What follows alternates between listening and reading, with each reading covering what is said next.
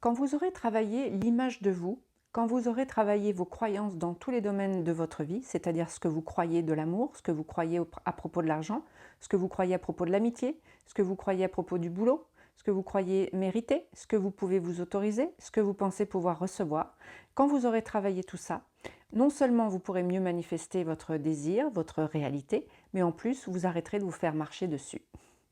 Vous arrêterez de laisser les autres vous traiter n'importe comment. Vous arrêterez de laisser les autres passer toujours en premier et vous en dernier. Vous arrêterez de donner, donner, donner sans jamais recevoir. Vous arrêterez de vous faire manquer de respect. Vous arrêterez de vous faire blacklister. Vous arrêterez de vous faire exploiter. Vous arrêterez tout ce genre de comportement qui aujourd'hui, malheureusement, vous plombe un peu la vie. Et que ce soit des personnes de l'extérieur, comme peut-être les collègues, comme peut-être votre patron qui parfois a envie d'abuser de votre temps, de votre gentillesse, en vous collant toujours de plus en plus de travail, ou les collègues qui vous demandent un service, tu peux pas le faire à ma place parce que tu comprends, je dois partir plus tôt, etc., etc. Vous le faites une fois, vous le faites deux fois et ça devient un acquis et vous n'arrivez plus à dire non, vous voyez de quoi je parle, que ce soit sur le plan des relations de couple, que ce soit sur le plan de l'amitié où vous êtes toujours la bonne copine ou le bon copain, le bon pote qui écoute les jérémiades et qui écoute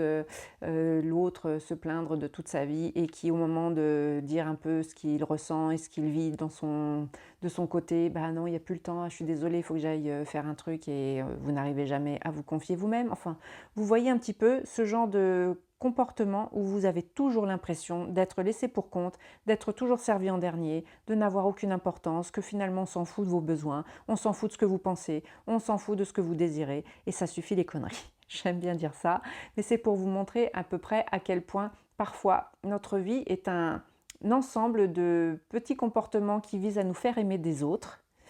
car c'est comme ça qu'on nous a éduqués. Il faut faire plaisir, il faut être gentil, il faut être serviable, il faut être poli, il faut donner aux autres parce que sinon on est égoïste. Vous voyez un peu toute cette éducation que nous avons tous plus ou moins reçue et nous nous sommes conformés à ça puisque pour plaire à papa, maman, pour plaire à la maîtresse d'école, pour plaire aux copains, pour plaire au chéri, à la chérie, pour plaire au patron, on a dû se plier à ces comportements-là et c'est devenu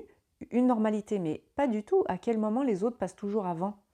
Quand vous aurez travaillé votre self-concept suffisamment pour vous rendre compte que vous aussi, vous avez le droit d'avoir des désirs, que vous aussi, vous avez des besoins et que vous avez le droit de les satisfaire en priorité, que vous aussi, vous avez des envies de voyager, de faire des choses et que c'est pas toujours l'autre qui choisit en premier où on va aller cet été ou qui choisit avec qui on va dîner ce soir ou qui a envie de sortir que vous êtes crevé ou l'inverse, je ne sais pas. Vous voyez les situations de la vie quotidienne, il y en a des centaines et des milliers, je ne peux pas donner tous les exemples.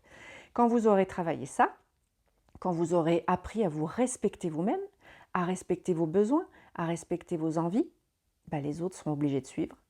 Et du coup, vous verrez que bizarrement, les autres vont changer de comportement envers vous parce que vous ne les autoriserez plus à vous traiter mal ou à vous faire passer en dernier ou à ne pas vous respecter et que ce soit la copine, le pote, le mari, la femme, les gosses, le patron, la collègue,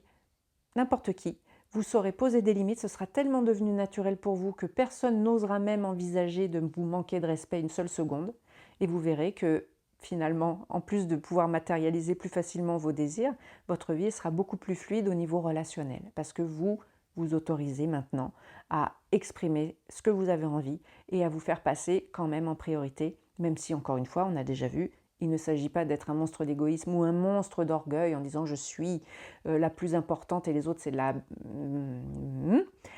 non, pas du tout. Simplement, maintenant, on pense à soi et on n'autorise plus personne à nous manquer de respect et à nous traiter mal. Tout simplement.